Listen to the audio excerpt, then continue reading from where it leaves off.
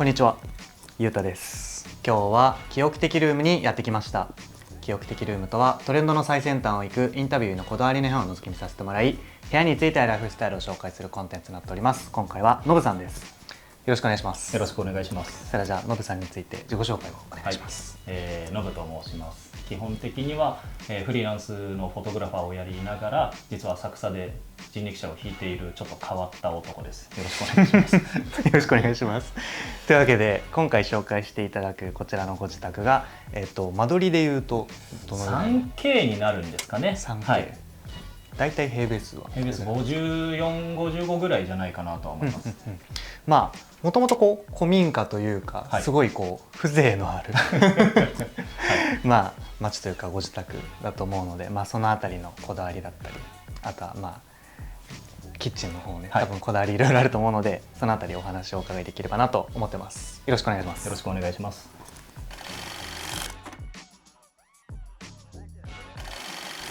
まず最初、こちら奥が、ダイニングスペース、ということで、じゃあちょっと案内お願いしてもよろしいですか。もちろん。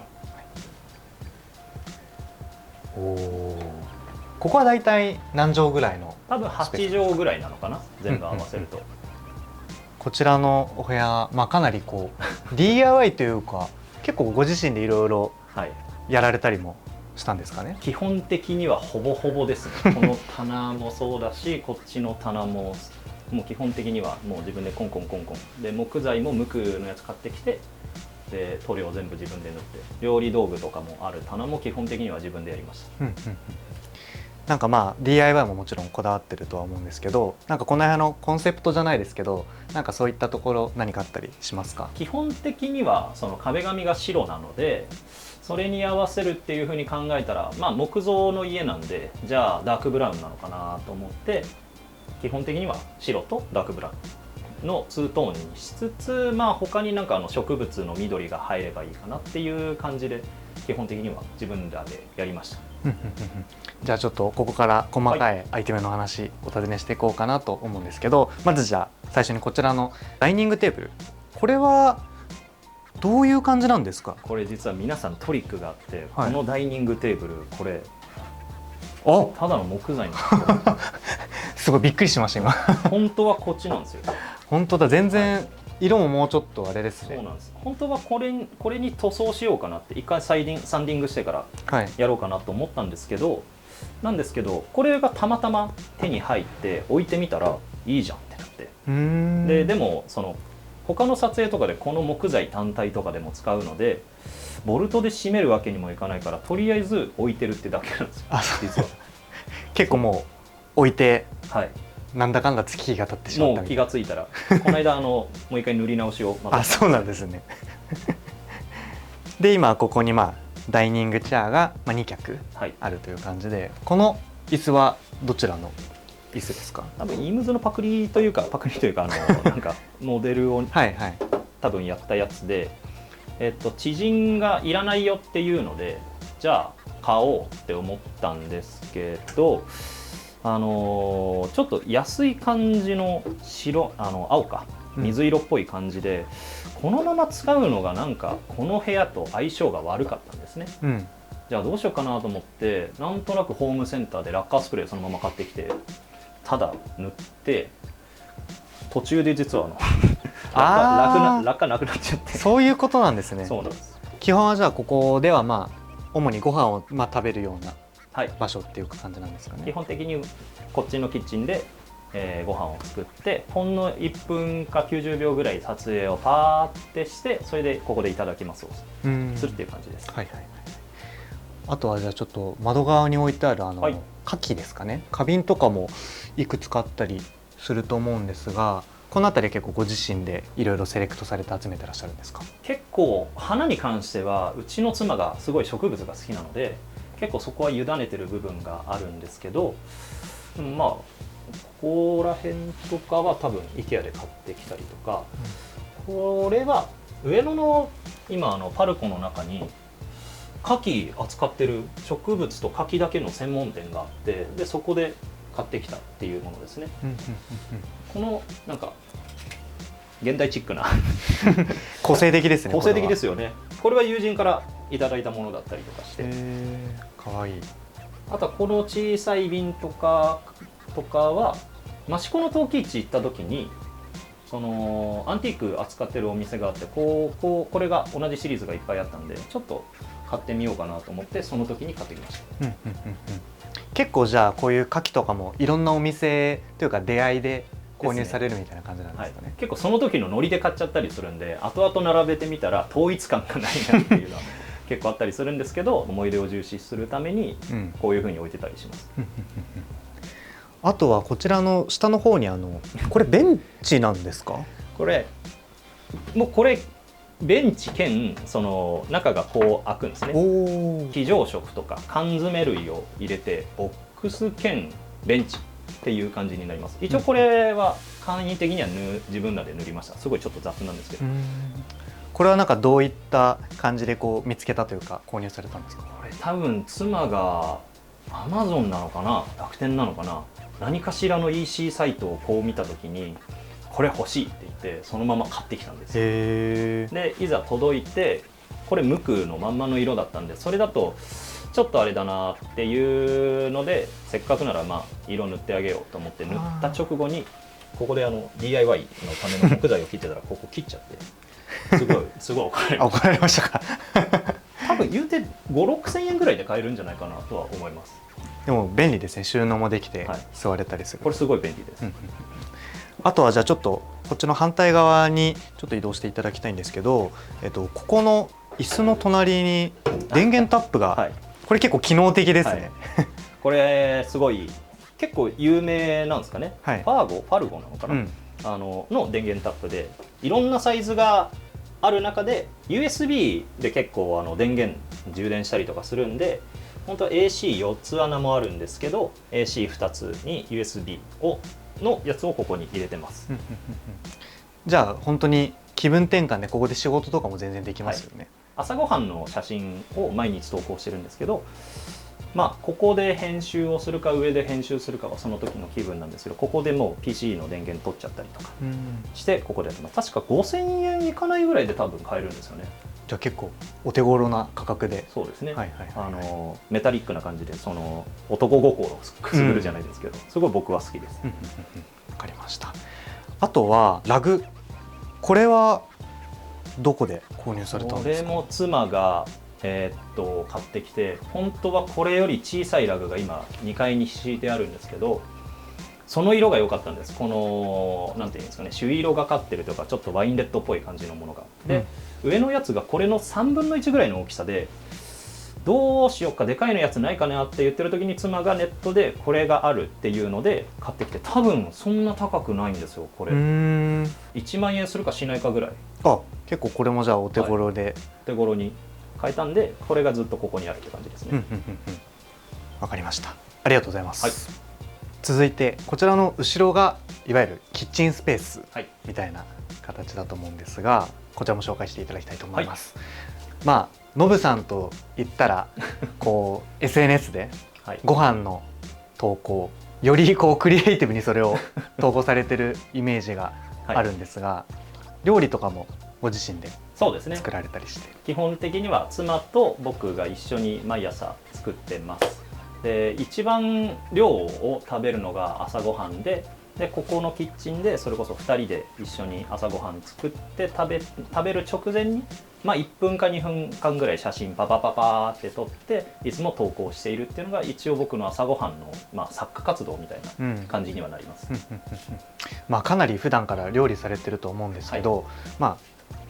使い勝手というかそのあたりのこだわり何かあったりしますか？そうですね、いろんな要素があるんですけど、一番最初に実はこの棚なんですよ。この棚だったりここのダークブラウンのこれっていうのは全部自分で作って、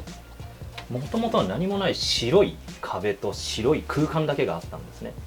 でここにどうしても器を飾りたいなっていう風になった時に、じゃあ自分で全部作ってみようと思って、先輩が YouTube でこういったその棚を作ってるのを動画で拝見して、これだと思ってそれと全く同じように作ってみました。これ多分白い状態と今のこのデザインだと全く印象違いますよね。全く違いますね。全く違います。でもすごい完成度というかかなり高くないですか？なんか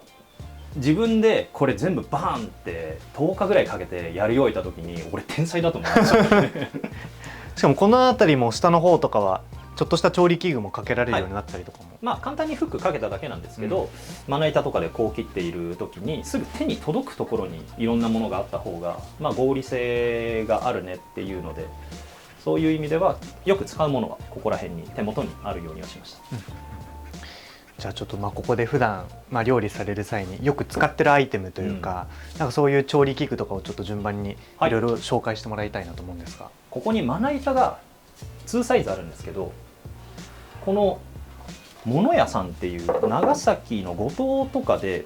作っているプロダクトなんですね。で実はこれ撮影を依頼されて、でその終わった後によければ使ってくださいって言ってもらったものなんですけど、このまな板大きいサイズすごく良くて、日本のキッチンってちょっと低いんですよ。で男性がそれこそ僕ぐらいの身長の人が通常のまな板のサイズでやるとちょっと腰折るんですね。もうこれって高さを稼いでる分腰折らなくてもこの状態で仕事ができる、それとすごいこれ利便性があるのが、ここがエッジがこうなってるじゃないですか。こうカットされてるんですけど、このまま器盛れるんですよ。これ天才ですね。これ天才ですよね。これ天才ですね。これこのままいけるんですよ。感動しちゃって、これすごいですね。これクラファンとかでそれこそ募ってやってたんですけど、これすごいお買い得です。おいくらなのかな、金額多分そんなに高くないと思うんです。多分1万円1回いかないかぐらいで買えて、でうちはここの面積がちょっと狭いので、簡易的なものだったらこのサイズでやっちゃいます。ちっちゃいのもあるんですね。はい、この2サイズあるので、取っ手もあるんで、例えばキャンプとか行かれる方だったら、もうこのまま普通に持ってけますし。確かに。でこの取っ手のおかげで立てかけるじゃないですか。立てかけたら水がこういう風に落ちるんで、カビない、接地面がカビないっていう結構合理的な作りになってて、しまうのでも使うのでもすごいオールラウンダーにできるまな板、すごいこれはめちゃめちゃ気に入ってます。すごいですね、これは。すごい好き。もうそれと、あとよくギアものとかで個人的に好きなのはこれですね。これは何ですか？これおろし金なんですよ。おろし金で葛飾の職人さんで勅使河原さんっていう有名な方がいらして、この人のおろし金を買うのに何ヶ月って待つんです。僕の実家がそのものづくりの仕事をして、その勅使河原さんといろいろ親交があって、で僕と妻が結婚するにあたって、じゃあこれをプレゼントしようって母親がくれたのがこれなんですね。で触ってみれば分かるんですけど、すっごいエッジが立ってて、これで大根おろし削るとめちゃくちゃふわっとしてて美味しいんですよ。で後ろの方になると、これ細かい方なんで生姜とかニンニクとかこっちで削れますね。これはすごいいいです。大きさもちょうどいいですね。いわゆるじゃあ安いものよりもよりその鋭角というか、なのがやっぱ特徴的というかあれなんですか？そうですね。プラスチックとかのやつだとおろすんじゃなくて潰すっていう風になっちゃって、繊維も潰しちゃうんですよ。そうすると水分だけこう出て大根おろしもふわっとならないし、味も食感も全然変わってきちゃうのに対して、これだと身をある程度その繊維を削ぐというかで、ふわっとさした状態の中で味も仕当たりも全然いい状態で、食べれることができるんで、おろし金は結構重要ですね、僕の中では。そうなんだ。はいはいはい。あとはなんかその他調理器具で、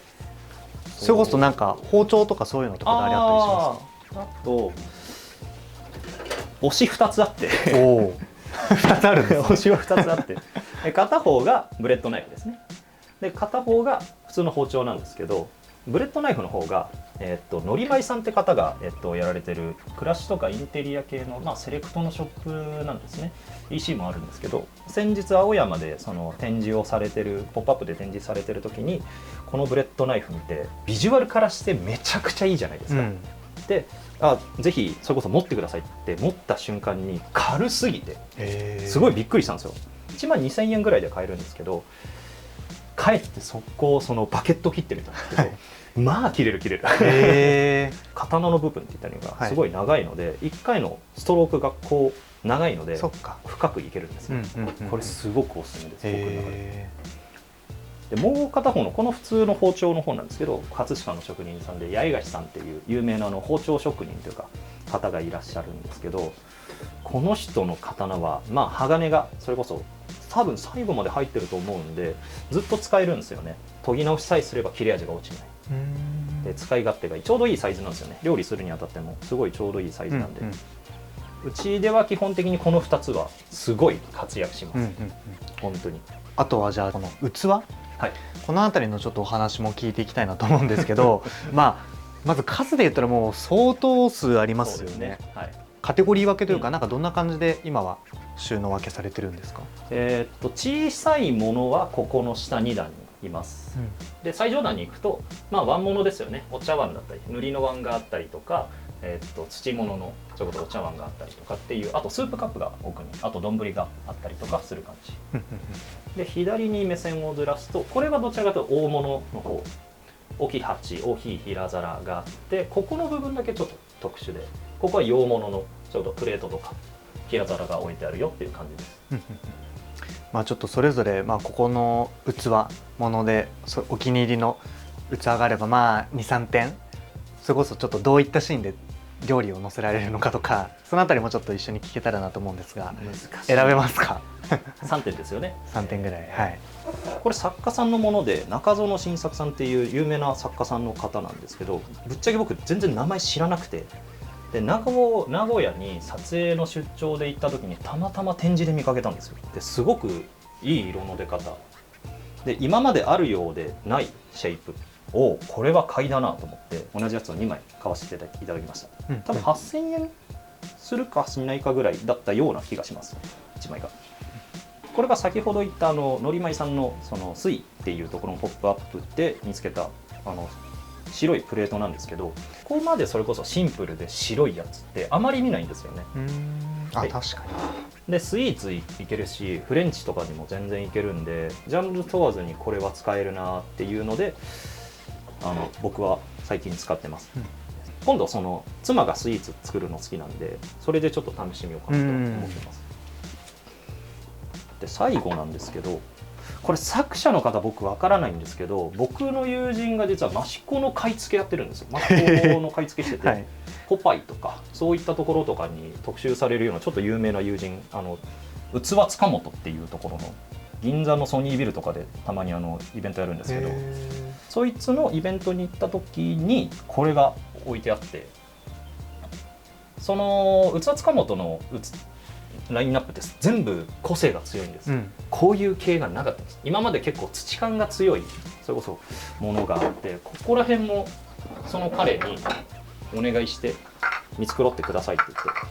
結構土感が強いものに対して、これどちらかというとこういう絵できたか、これは一番最初に目に入って、これ欲しいって、じゃあこれ、取り置きしといてって言って頼んだのがこれになります。確かこれが1万5、6千円ぐらいのちょっと大物の平皿というか、お皿になりますね。この3つはめちゃくちゃ好きです。わかりました。ありがとうございます。ありがとうございます。そしたらちょっとまたこちらの方を少しお尋ねしたいなと思うんですけど、このエプロン、エプロンがまたすごい可愛いデザインですね。これもそうですね。これが毎日その朝ごはんとか、夕食でもいいんですけど、ご飯作るときはエプロンをしてるんですけど、これがスロージェットコーヒーって言って、すぐ近くにあるコーヒー屋さん兼カフェなんですよね。でそこがプロダクトで出してるエプロンなんですけど、こっちのブラウンの方が妻で、こっちのデニムの方が僕が使ってるんですけど、残りあと2種類、黒とあともう1種類、4種類ぐらいあるんですよ。非常にポケット豊富で使い勝手よくて、で生地感もすごい丈夫なんで、毎日使ってます。これはわかりました。ありがとうございます。ありがとうございます。続いて2階にやってきました。こちら奥にねちょっと部屋があるということで案内してもらおうと思います。こんな感じですね。こちらはどんなお部屋になるんですか？まあ客間兼作業をしたりとか撮影もたまにここでやるよっていう感じのところですかね。はい、こちらのなんかお部屋全体のこうコンセプト、そういったところは何かありますか？先ほどと一緒なんですけど、白にダークブラウンっていうコンセプトに対してあと1階のキッチンというかリビングエリアがどちらかというとちょっと和風テイストな感じなんですね。食器が和物が多かったりするんで、なのでここはブラインドを入れることによってちょっと洋風っぽい感じを、あとインテリア、それこそライトだったりとかちょっとモダンなものを入れてちょっと洋風っぽい感じを演出してます、こっちは。じゃあちょっとこちらも順番に細かいこだわってるポイント、ちょっと聞いていきたいなと思うので、じゃあまずちょっとこちら側に移動していただければと思うんですが、ここのスペースはどんなスペースになりますか？いろんな要素が詰まってるんですけど、自分が好きな、雑誌だったり、あとは飲んできたお酒だったりとか今までのカメラ、ジャンクのものなんですけど、いろんな好きなものをここにバッて放り込んだ感じですね。ここで言うと、まずはこの棚というかこれなんか重厚感なんかすごくないですか？これですよね。これが実はすごいところから入手しまして、ジモティっていうサービスあるじゃないですかあれでたまたま見かけまして、で寸法を測ったらここにちょうど良いっていうのが分かって、で実はこれ1万円しなかった記憶があるんですよ。これすごい作りしっかりしてるし、色もちょうどいいし、なんかこれ欲しいと思ってですぐ購入しました、その方から。今ここの上にいろんなアイテムを置かれてると思うんですけど、ここでいうと結構雑誌とか本、この辺りもたくさんありますが、普段結構雑誌とかはどういった類のものを読まれますか？あんまりこれを購読してるっていうものはなくて、その時その時にちょっとこれ気になるなっていうものをそれこそ軽く読んでみたりとかして、その時のニュアンスでインスピレーションで結構買ったり集めたりしてます。なんか最近読んで面白かった雑誌とか最近なんかあったりしますか？お気に入りでも大丈夫です。写真っていう意味で最近やっぱりすごい見ているのはマグナムはやっぱり結構僕の中のバイブル的なものなんですよね。マグナムっていう写真集団がいるんですけど、報道とかそれこそそっち系の人たちなんですけど、よくこの瞬間撮れたなっていうものがいっぱいある。確かによくありますね、それがもうこの厚さで圧倒的な情報量であるのは、やっぱりこれはもう何かしら考えてる時とか、あとなんか自分の中で迷いじゃないけれども、そういう何かしらの岐路に立った時、これを無心で読むと自分の中でちょっとある種の答えが出てくるじゃないですけど、これはそういう意味でもよく読みます。でそうですね、おすすめというか個人的に好きなのがこれ蜷川実花さんなんですよ。へえ。で僕写真始める全然前に大学の近くの古本屋さんでこれがポンって置いてあったんです。これ見た時に気づいたらこれ買ってたんですよ。原色すごって思ってなんだそしてこの情報量といろんな世界中の見たことのないようなこの景色って。で後々になって写真始めてみた時に誰かがこの写真集好きですっていうふうにフォトグラファーが言ってるんです。俺これ持ってるわっていうので、そういうことなのねっていうので、一番最初に自分の初期衝動で買った写真集っていうのをすごい覚えてます。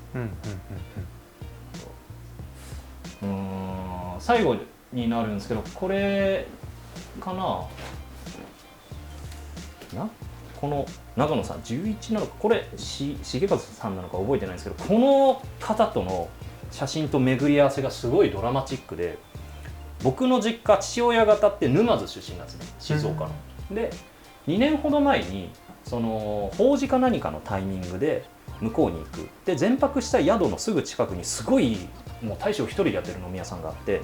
で僕がカメラぶら下げた状態でそこのお店に入って大将と話してたら「君は写真をするんだね」って言われて「ああやります」って。実はいろんな写真家さんがよくここに来てたんだよ昔は。で店の奥からすごい写真集いっぱい持ってきてでよく来てた人がこの方だったんです。へー。でその写真集こう見たら戦後の日本すごい撮ってるんですよ。よければ見てごらんって言っていろんな写真を見たらすごい僕にすごいクリティカルにはまっちゃって、でこの記憶が冷めないうちにどこかでちゃんと写真買おうって思って神保町そのまま行ったら置いてあったんですよ。あ、そうなんです。で置いてあったからもうこれは運命だなっていうのでもうそれでその瞬間買いましたね。すごいいいです。こういうドキュメンタリーじゃないですけれども人のその時の生活だったりとか表情だったりとかニュートラルなものからちゃんとがっつり構図を決めたものまですごいあるので、この3つはすごい僕の中で結構推しているというか、いろんな巡り合わせがあるものですね。わかりました。ありがとうございます。はい、続いてこちらじゃあメインのこの大きなローテーブルから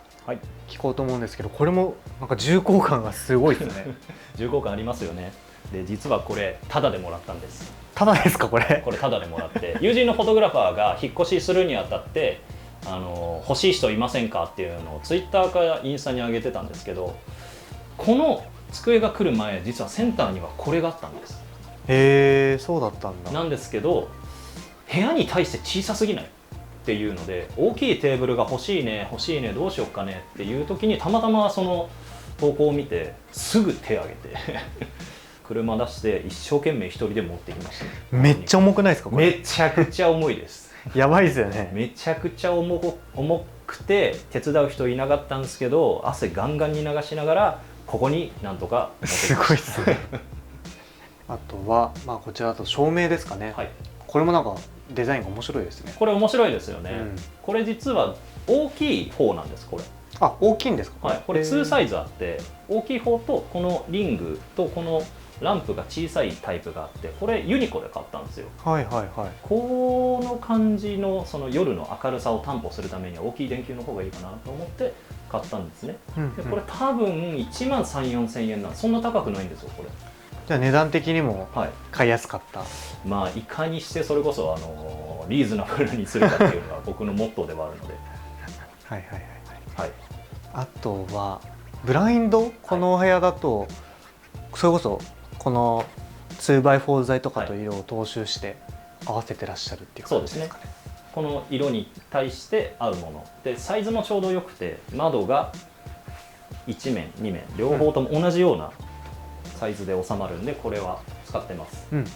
で自然光の撮影とかするときにここを開けると影がそのブラインドの影とかもこう来るので、ちょっとおしゃれな撮影とかにすごい適してて。確かに撮影もじゃしやすいですね。そうですね。後ろにあるのはこれ桐ダンスですか？結構古い桐ダンスになります。これはどちらで購入されたんですか？これ実は自宅から持ってきたもので、うちのばあちゃんの遺品の一つですね。これは、もうちょっとその綺麗に業者さんに頼んで塗装し直して使おうかなと思ったんですけど、でもばあちゃんが使ってたその名残もそうだし、この状態で使ってあげることが多分意味があると思うので、この状態のまま置いてます。ここは普段どういったものを収納されてるんですか？これがここで撮影するってなった時の簡易的なその布とかそのプロップ的なものだったりがちょっとこれは全然関係ないがあったりしますね。あとは楽器関係のものとか、収まりきらないものとか機材をここの中に入れてたりします。それこそこちらの後ろにはベースもありますもんね。僕のそれこそ大事なベースですね。これが実はすごいちょっと長くなっちゃうかもしれないけど、バンプオブチキンさんって同じメーカーを使ってるんですよ。そうなんですね。ソニックっていう、埼玉の川口のメーカーなんですけど、たまたま僕が20歳前後の時に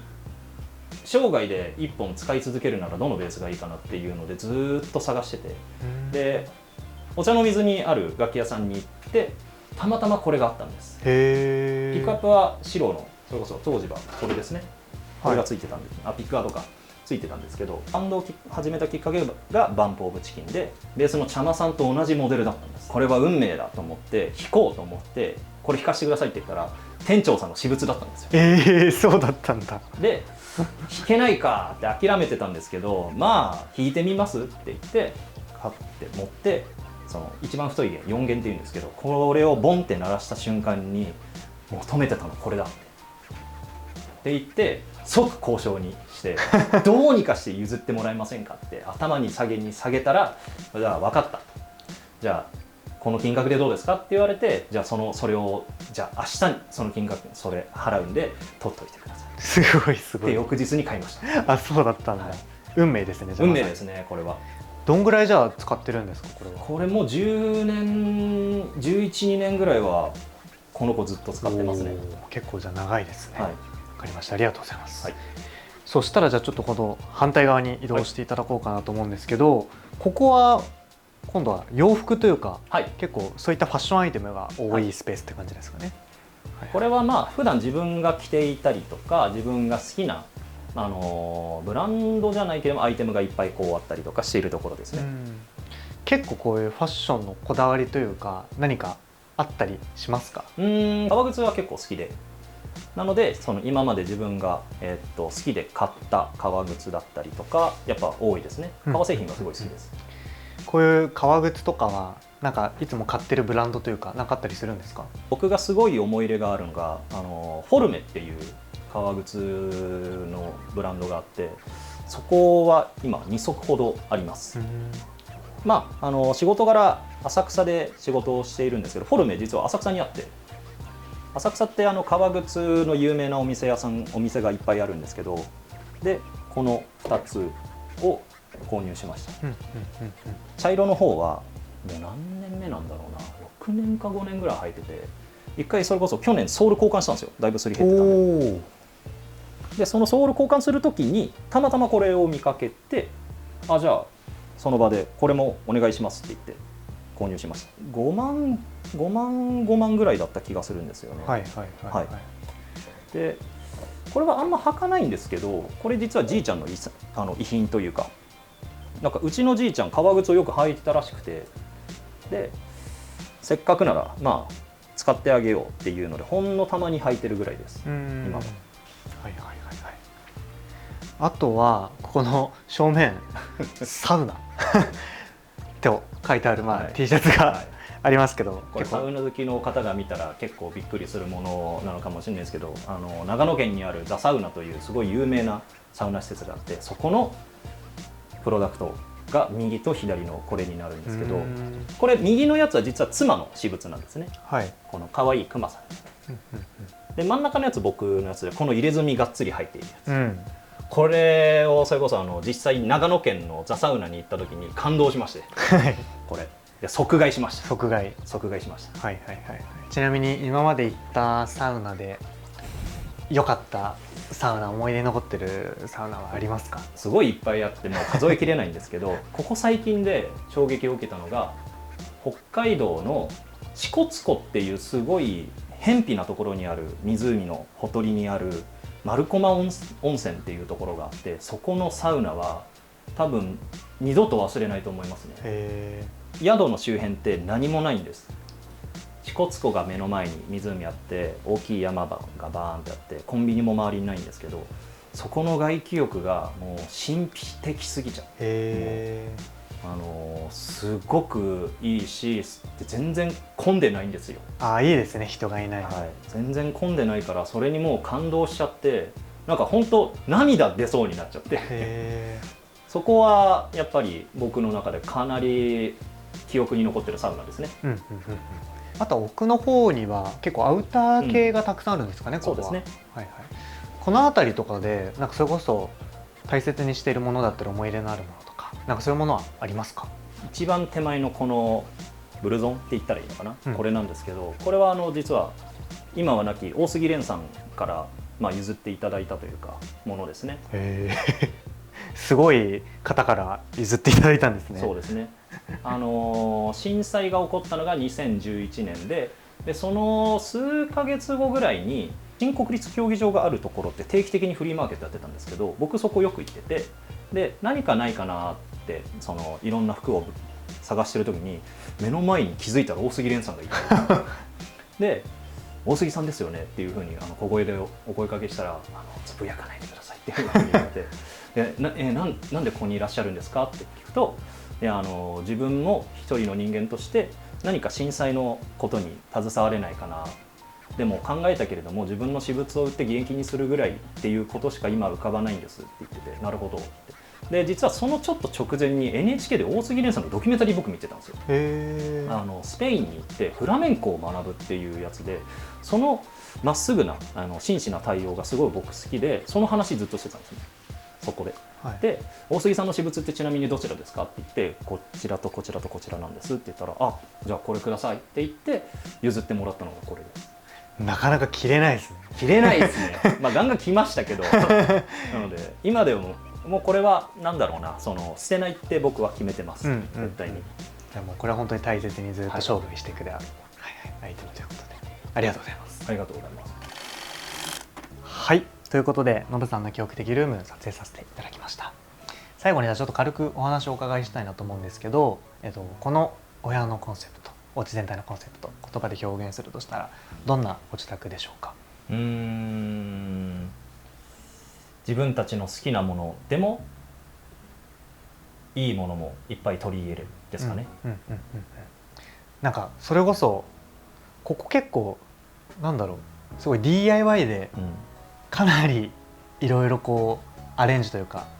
多分手加えられましたよね。もともとここはなんだろう、こう古民家なんかどういうあれなんですかね。なんかすごいよくなんか DIY でそういう雰囲気が作られてるのかな。もともとだからあれなんですか、もっと新しいというか。もともと古い物件なんですね。築40年ぐらいの普通の昔の家だったんですけど、まあ賃貸で借りてるんで極力というか穴とか開けないでどういう風にしたらこういうそのウッディな感じにできるかなっていうのでいろいろ手を加えました。じゃあ現状回復もしやすい、非常にしやすいですしやすいご自宅なんですね。ちなみに結構今回器とかをね、たくさん紹介していただいたりもしたと思うんですけど、なんか買い方どうやってこういい器と出会うというか、なんかそれこそチェックするブランドとかなんかそういう買い方とかあったりしますか？買い方、出会い方は結構 SNS が多くて、あとは器関係の友人とかもいるんでそこをチェックしてるんですけど、インスタグラムをよくチェックしてるのが先ほど言った友人で器塚本っていうところだったり、かっぱ橋にある、器の前坂っていうところだったり、あとは鎌倉にある証券さんっていうところとかはよく見てます。なるほどね。気になる方はぜひ器探し方参考にしてみてください。はい、ということでじゃあ最後に何かノブさんの方からお知らせとか告知があればしていただければと思います。毎日朝ごはんを作ってそれを SNS に投稿しております。旧 Twitter と Instagram 両方とも、日々更新してます。で土日にちょっとだけ浅草で人力車とかを引いてることもありますのでよければどうぞ。はい、あれご飯の投稿はお腹減ってる時見ない方がいいですね。それすごいよく言われます。よく言われますよね。ちょっとね皆さんお腹減ってる時はちょっとね見ないように気をつけて、ぜひインスタと旧ツイッターチェックしていただければなと思います。はい、というわけで今回の狂気的ルームはこれで終わりたいと思います。ゲストはノブさんでした。ありがとうございました。ありがとうございます。さよなら。